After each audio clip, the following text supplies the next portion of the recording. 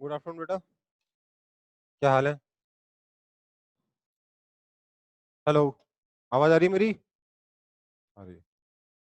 Yes sir. Yes sir. ठीक है, तो अभी अपन लोग अपनी क्लास शुरू करेंगे। टेस्ट कैसा हुआ आज का? हम्म, कोई जवाब नहीं है। टेस्ट कैसा हुआ? ठीक ठाक सर। साउंड बढ़ाइए। अच्छा, ठीक था। अच्छा नहीं हुआ? साउंड कैसे बढ़ेगा इसका? ठीक है बेटा, तो अपन लोग डिस्कशन शुरू करते हैं। डाउट बताइएगा। क्वेश्चन नंबर 1, 2, 3, 4, 5, 6,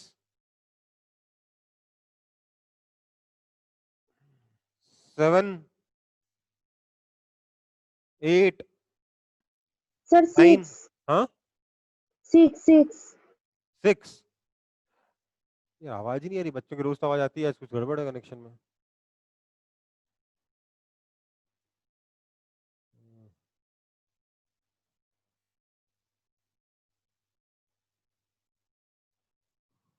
ठीक है, क्वेश्चन नंबर 6 क्या हो रहा है इसमें?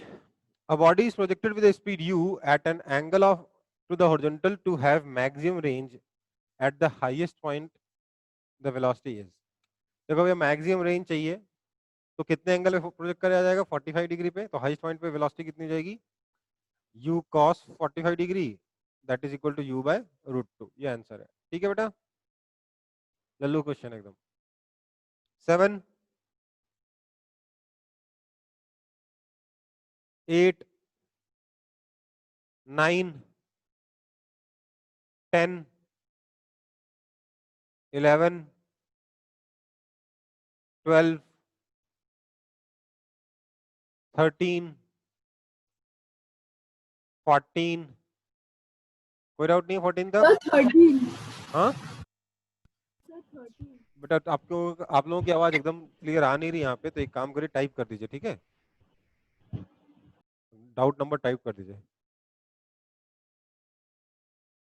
13, okay. The trajectory of a projectile fired horizontally with velocity u is parabola given by, देखो भैया, y इज इक्वल टू क्या होता है? x tan theta, horizontal fire के, इसलिए tan theta 0 minus half g x square upon u square cos square theta. So u square theta 0, इसलिए cos square theta हो गया 1। तो क्या हो गया? Minus g x square by 2u square. y is equal to option number B. ठीक है, कोई दिक्कत? इक्वेशन ऑफ ट्रेजेक्टरी में बस थीटा को 0 डिग्री डालना, उसके अलावा कुछ नहीं करना। 15, 16, 15। From a tower of height h, a particle is projected horizontally with velocity u and another thrown down with same velocity u. If time taken by these be t1 and t2, what is true? देखो भाई, obviously t1 जो है वो greater than t2 होगा। क्यों? क्योंकि पहले वाले को हॉरिजॉन्टली फेंका है, दूसरे वाले को नीचे फेंक दिया। ठीक है, तो पहले वाले के लिए डाउनवर्ड वेलोसिटी 0 है और इसके पास डाउनवर्ड वेलोसिटी पहले से है, इसलिए इसको टाइम कम लगेगा। तो दूसरे वाले को टाइम कम लगेगा, t2 छोटा होगा। ऑप्शन नंबर बी बोलिए करेक्ट। अब आप बोलोगे सर हमने तो पढ़ा था कहीं पर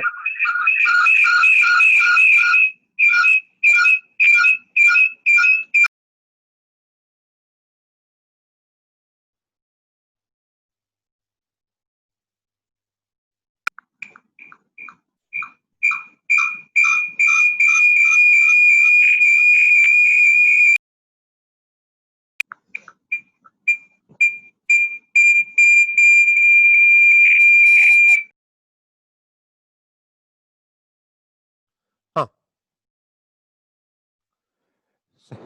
16 हो गया सर, 15 हो गया, 16, 17, 18, 19, 20,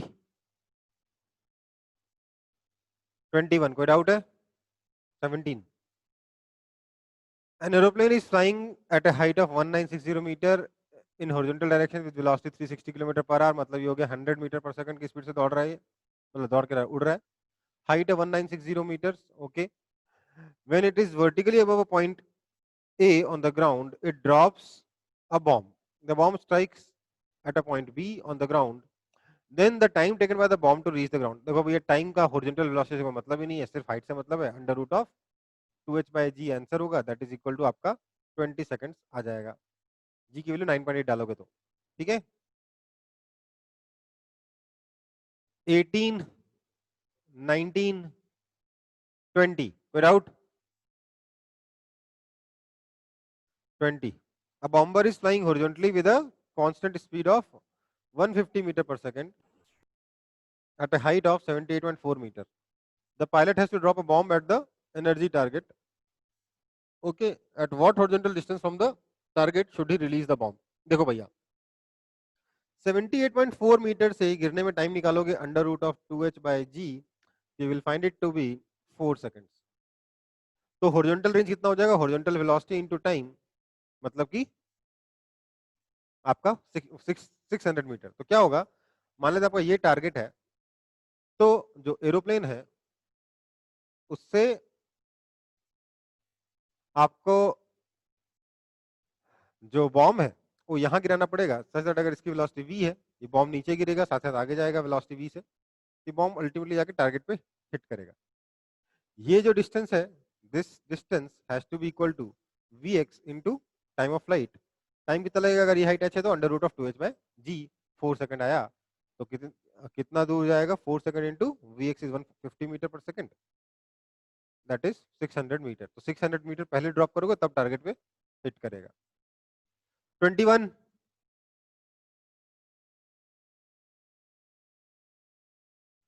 22, 23, 24,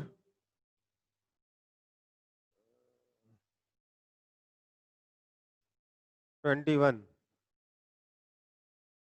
An aeroplane is moving with a horizontal velocity u at height h above the ground.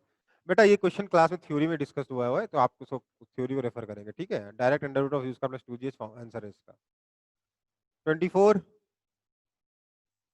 25, 26. ये सारे क्वेश्चन जो आप पूछ रहे हो ना, सब के सब डिस्कस हुए हैं क्वेश्चन थ्योरी में. मैं बता दे रहा हूँ, सवाल ये नहीं कि कुछ भी पूछोगे. 27. सर 27 डाउट है. अगर आप तीसरे टेस्ट के बाद थ्योरी वाले क्वेश्चन पूछ रहे हो मतलब आप पढ़ नहीं रहे हो, तो प्लीज पढ़ाई करिए, रिवीजन करिए थ्योरी का, नहीं तो कुछ नहीं होना. 27. Shown in the figure are the displacement time graph of two children going home from school. Which of the following statements about their relative motion is true after both of them started moving their relative velocity is non-zero constant? देखो भैया इसका slope constant है, वो v1 constant हो गया, इसका slope constant, इसका v2 भी कांस्टेंट होगा. v1 भी कांस्टेंट है, v2 भी कांस्टेंट है, इसका मतलब रिलेटिव वेलोसिटी भी कांस्टेंट है. कहानी खत्म. Option number D. सर लेकिन टाइम पहले टाइम आवाज से तो एकदम नहीं आ रही वेलोसिटी है, चालू हो गया पता ना. नहीं क्या हो गया यहाँ पे सिस्टम को. सर अभी आ रहा है. बेटा थोड़ा लाउड बोलिए, आवाज एकदम नहीं आ रही. सर अभी आ रहा है. बहुत धीरे धीरे, तेज चिल्लाइए, चिल्ला कर बोलिए. ठीक है. सर स्टार्टिंग में टी जब कम है तो तब तो सिर्फ दूसरा वाला पहला वाला बॉडी चलना स्टार्ट किया है, तो हाँ. तब तो रिलेटिव वेलोसिटी ज्यादा होगा ना, क्योंकि कुछ सब्ट्रैक्ट होगा नहीं, दोनों क्वेश्चन क्या सेम. बोल रहा है? After both of them started moving. ओ हाँ समझ गया मतलब सर, हमको इस टाइम के बाद ही शुरू करना है. वही गलती है, समझ गया सर. ठीक है. Shown in the figure are the velocity time graph of two particles p1 and p2. Which of the following statements about their relative motion is true? क्या होगा? Their relative velocity, देखो भैया वेलोसिटी v1 बढ़ता जा रहा है, v2 भी बढ़ रहा है, लेकिन v1 का बढ़ने का रेट ज्यादा है. ठीक है, तो v1 माइनस v2 क्या होगा? लगातार इंक्रीज करता रहेगा, इसलिए कंटिन्यूअसली इंक्रीजेस. ठीक है। 29, the displacement of a particle as a function of time is shown in figure. The figure indicates that the particle starts from a certain velocity at motion and motion is started at the finally the particle stops. देखो क्या हो रहा है, position और time का graph दे रखा है, मतलब इसका स्लोप क्या देगा, वेलोसिटी देगा। तो शुरुआत में स्लोप अच्छा खासा है, फिर स्लोप कम होता जा रहा है और अल्टीमेटली देखिए स्लोप जो है वो 0 हो जा रहा है। मतलब पार्टिकल स्टार्ट किया कुछ वेलोसिटी से, वेलोसिटी डिक्रीज होती गई और अल्टीमेटली पार्टिकल रेस्ट पे आ गया। Option number A is correct. ठीक है।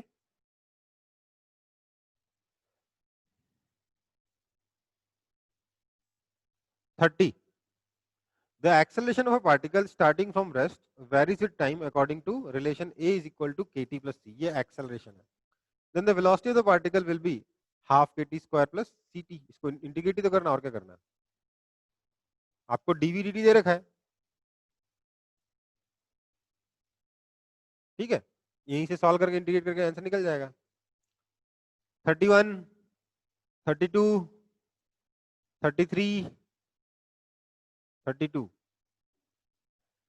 If the displacement of particle varies with time according to relation x is equal to k by b into 1 minus e to power minus bt, then velocity v of the particle is, देख भाई आपको position as a function of time दे रखा है, आपको velocity as a function of time निकालना है। क्या दे रखा है, x is equal to k by b, k भी कांस्टेंट है b भी कांस्टेंट है, into 1 minus e to power minus bt।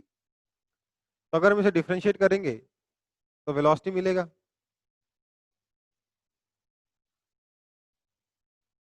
One का differentiation 0 minus e to power minus bt का differentiation minus b times e to power minus bt। ये जो exponential लिखा होता है ना, इसका मतलब होता है e टू पावर, ठीक है। So that is equal to k times e to power minus bt, ये आपका आंसर है। ठीक है, ऑप्शन नंबर आगरा is the correct answer.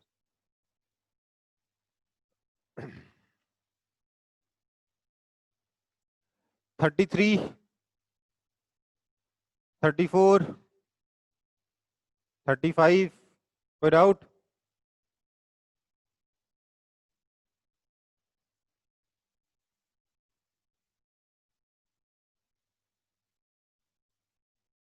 Thirty six,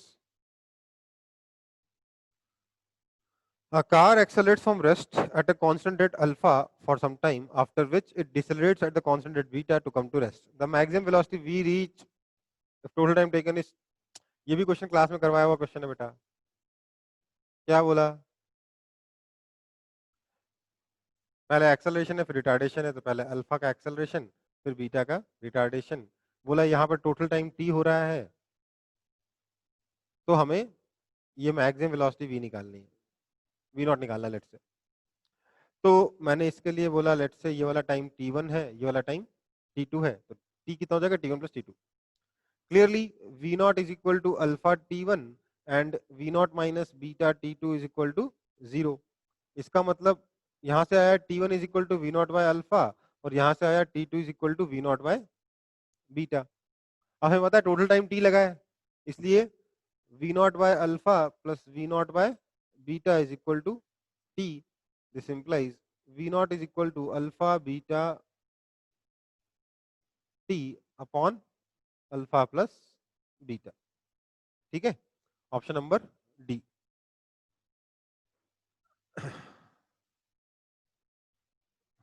37, 38, 39, sir 37। 38 में ऑप्शन डी कैसे नहीं होगा? The distance x travel by car in above problem is given by, अरे यार x कितना हो जाएगा, इस ट्रायंगल का area half into T into V not, half into alpha beta T square upon alpha plus beta, है ना। Sir 38। क्या 38? 38 टाइप कर, तो बेटा आवाज बहुत कम आ रही है। Which of the following statements is wrong about the ball thrown vertically up? Option A, it is moving with constant acceleration, B it may have different velocity, ball thrown, अच्छा एक बॉल को जिसको ऊपर फेंक दिया गया है उसका कौन सा स्टेटमेंट रॉन्ग है? It is moving with constant acceleration, बिल्कुल सही है, एक्सेलरेशन हमेशा जी रहेगा। It may have different velocities at same position, हाँ बेटा एक बार ऊपर जाते वक्त अलग होगा, नीचे आते वक्त अलग होगा, राइट। तो एक ही पोजीशन पे अलग अलग वेलोसिटी हो सकती है, मतलब स्पीड सेम रहेगा बट डायरेक्शन अलग होने की वजह से वेलोसिटी अलग हो जाएगी, तो ये वाला स्टेटमेंट भी करेक्ट है। It may have two positions at same time, ये तो किसी पार्टिकल के लिए सही नहीं है। The angular momentum of particle about origin remains conserved, देखो भाई एंगुलर मोमेंटम के बारे में आपको कोई आइडिया नहीं है बट ये स्टेटमेंट ट्रू है, ठीक है। तो अपना आंसर होगा सी, ठीक। आप बोलोगे सर मैंने सी कॉमा डी मार्क कर दिया, तो मैं उसमें बोनस नहीं करूंगा। Thank you. उसका कारण सिर्फ इतना है कि आपको ऑप्शन नंबर डी पता नहीं है, लेकिन है तो करेक्ट ना, तो इसलिए इसको इनकरेक्ट को मार्क करने में मार्क्स नहीं दूंगा मैं, ठीक है। 38 में option number D is not, अभी आपको नहीं पढ़ाया गया, ये रोटेशनल मोशन का पार्ट है, उसके बाद देखेंगे। 39, 40 without, 41,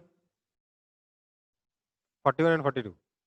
Two balls are dropped from different heights. One ball is dropped 2 seconds after the other, but they both strike the ground at the same time. 3 seconds after the first is dropped. The difference in height at which they were dropped. देखो भाई पहले वाले को तीन को drop कर, क्या है यार, पहले वाले को ड्रॉप किया उसके 3 सेकंड बाद ही ग्राउंड पे आया, इसके 2 सेकंड बाद दूसरे को ड्रॉप किया वो साथ में ग्राउंड पे आया, मतलब इसको 3 सेकंड मिला तो इसको 1 सेकंड मिला, तो दोनों की हाइट निकल सकती है हाफ जी 3 स्क्वायर और हाफ जी 1 स्क्वायर, तो दोनों के बीच में डिफरेंस निकल सकता है, दोनों के हाइट के बीच में distance half g 3 square minus 1 square, that is equal to 4g, that is 39.2 meters. 42, a man could row his boat with a speed 10 meter per second. He wants to take his boat from point P to point Q, okay, just opposite to the other river, ठीक है, river के flow की rate इतनी है, he should row his boat, कितने angle पे row करना है ये बताना है, बहुत सिंपल सी बात है यार, बोट इधर रो करेगा 10 से, बोट इधर जाएगी 4 से, आदमी अल्टीमेटली इधर पहुंच जाएगा। तो ये एंगल थीटा हमें निकालना है, तो टेन थीटा कितना हो गया, सॉरी साइन थीटा कितना हो गया 4/10 या फिर 2/5, तो theta is equal to sine inverse 2/5 from P Q up the stream, option B is correct, ठीक है। सर लेकिन उसमें तो सी सी ऑप्शन और बी ऑप्शन सेम दे दिया। और at an angle of sine inverse 2/5 with P Q down the stream लिखा है बेटा, सी गलत है, ठीक है। वो बोल रहा है इधर चला जाएगा, इधर जाएगा तो ऐसे जाएगा और यहाँ पहुंचेगा, राइट। सर आपका पेपर में सही लिखा हुआ है, टेस्ट वाला क्वेश्चन पेपर में गलत था। अच्छा टेस्ट वालों को गलत लिखा हुआ है, तो ठीक है उसमें बी और सी दोनों करेक्ट कर देंगे, ठीक है। और कुछ 43,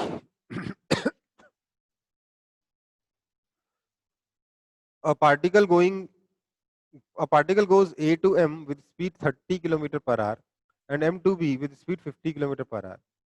If MB is equal to 5 am, the average speed in kilometre per hour is, अरे यार अच्छा ये डाउट नहीं है ना किसी का, ठीक है। 44, 45 किसी का डाउट?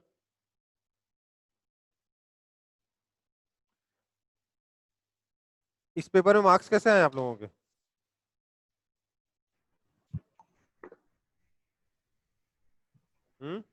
ठीक ठाक। पिछले वाले से ज्यादा कि कम? ज्यादा। हम्म,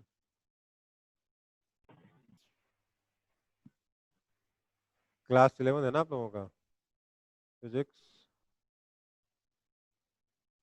आज कितनी तारीख है?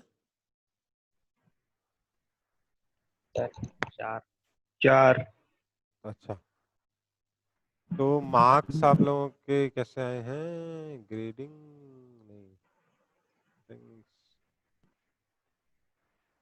मार्क्स कहाँ मिलेंगे यार मेरे को? Grading section.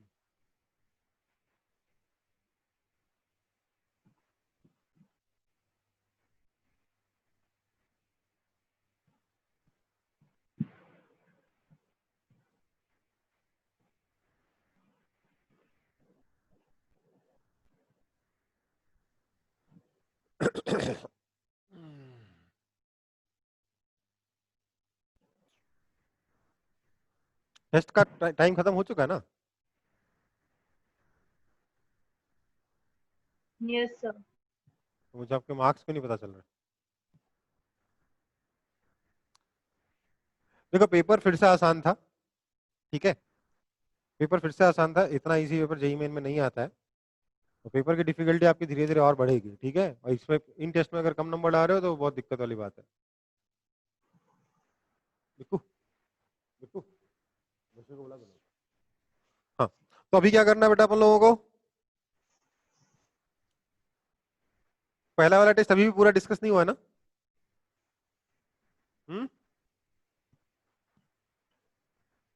पहला वाला टेस्ट अभी भी पूरा डिस्कस नहीं हुआ है ना? टेस्ट के मार्क्स कहाँ से खुलते हैं? कहाँ से मिलेगा मेरे बच्चों का? 3, हाँ, थर्ड वाला, हाँ।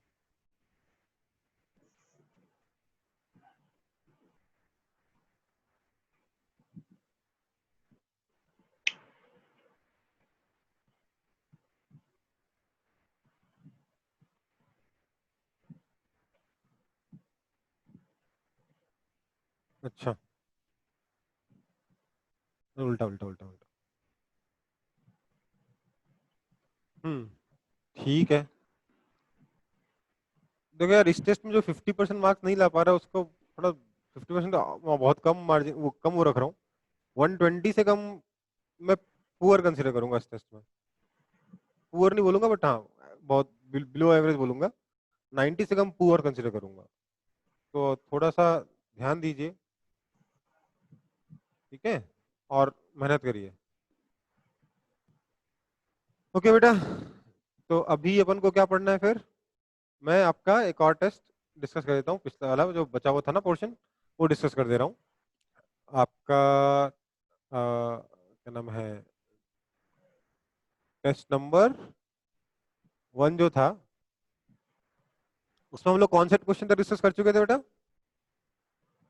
30 तक कर चुके थे ना? Yes, sir. हम्म,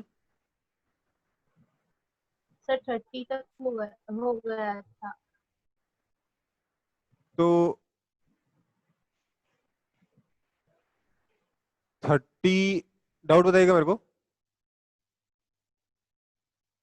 2 पार्ट 30 तक कोई डाउट था नहीं था ना? हो गया था डिस्कस? 31,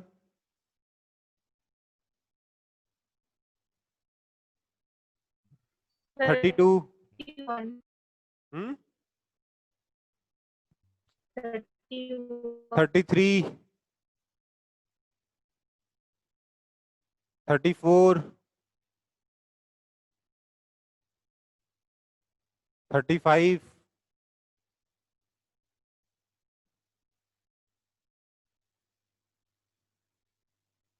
36,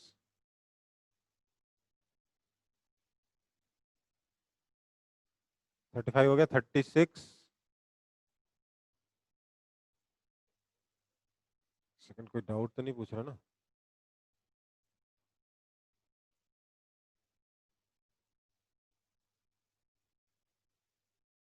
ओके, 31 में किसी को डाउट था? 31 देखते हैं।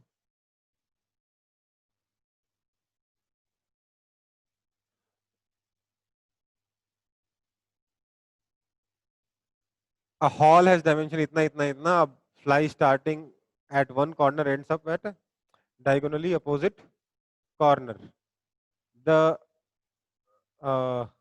magnitude of its displacement is nearly, देखो भाई, under root of 10 square plus 10 square plus 10 square, that is 10 root 8, sorry 10 root 3, तो 10 root 3 मीटर आपका आंसर होगा। 10 root 8 नहीं बोल रहा, 10 root 3, ठीक है, under root of 10 square plus 10 square plus 10 square, ठीक है। 32, 33, 34,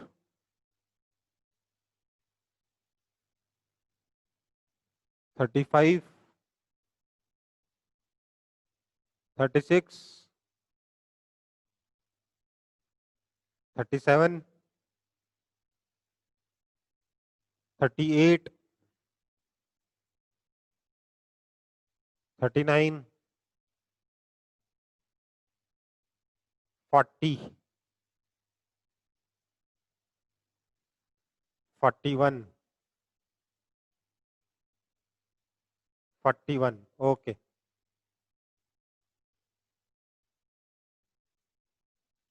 A particle travels A to M along a straight line with velocity 8 meter per second and M to S velocity 2 meter per second. Then the average velocity of the whole journey is. अरे यार distance को d मानो, जाने का time कितना हो जाएगा d/8, आने का time d/2, total distance 2d. अच्छा एवरेज वेलोसिटी बोला था, जीरो हो गया ना सीधे सीधे, एवरेज स्पीड भी नहीं पूछा, एवरेज वेलोसिटी है. ए से एम गया, एम से ए आया, टोटल डिस्प्लेसमेंट कितना हुआ जीरो, तो एवरेज वेलोसिटी कितना हो गया जीरो. ठीक है.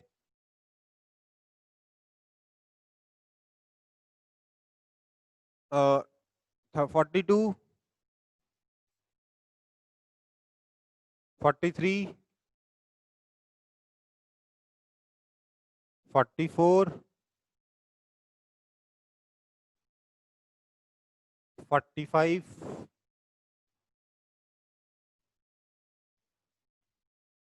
कोई डाउट है? कोई डाउट नहीं है?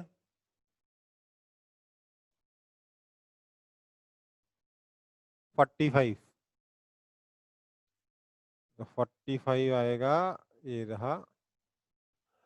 The displacement of a particle moving along a straight line is related to time by the relation t is equal to root x plus 3. The displacement of the particle when its velocity is 0 is given by, देखो भैया t is equal to root x plus 3 दे रखा है और आपको velocity बताना है, sorry आपको डिस्प्लेसमेंट बताना है जब टाइम, तो जब वेलोसिटी 0 हो जाए. ठीक है. तो काम करते हैं, आपको t is equal to root x plus 3 दे रखा है, इसका मतलब t माइनस 3 का whole square is equal to x. This implies x is equal to T square minus 60 plus 9. तो वेलोसिटी कितना आ जाएगा, वेलोसिटी हो जाएगा 2t माइनस 6, डिफरेंशिएट किया आ गया. देयरफॉर वेलोसिटी अगर इतना आया, बोला कि जब वेलोसिटी 0 है उस वक्त v is equal to 0 implies t is equal to 3 seconds. Time t कितना हो गया 3 सेकेंड्स. अगर आप इसको यहाँ बिठा दोगे you will get x is equal to 0. यही आपका आंसर है. ठीक है.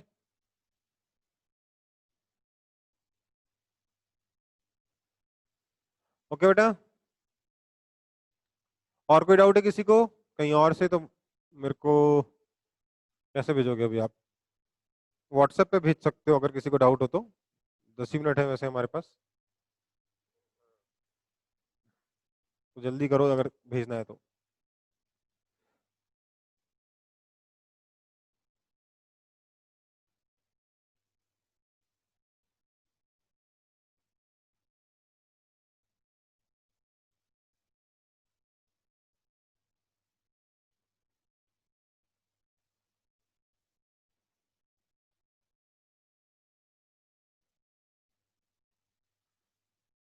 अगर नहीं हो तो मैं क्लास खत्म करता हूँ फिर. किसी को डाउट है? अगर हो तो बोल दो, नहीं तो क्लास खत्म करूंगा.